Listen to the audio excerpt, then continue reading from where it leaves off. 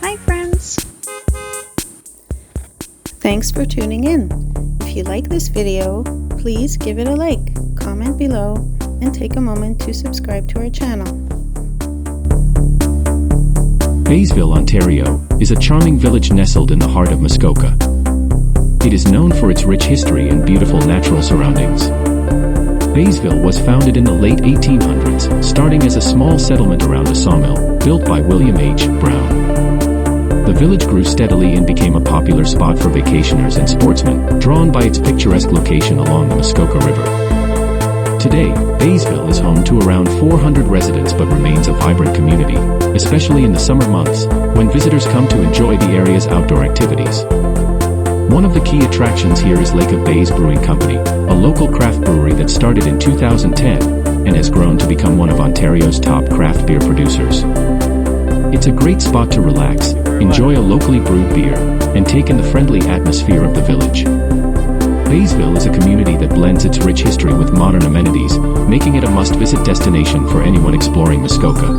Whether you're here for a peaceful retreat by the lake or to explore the local culture, Baysville has something special to offer everyone.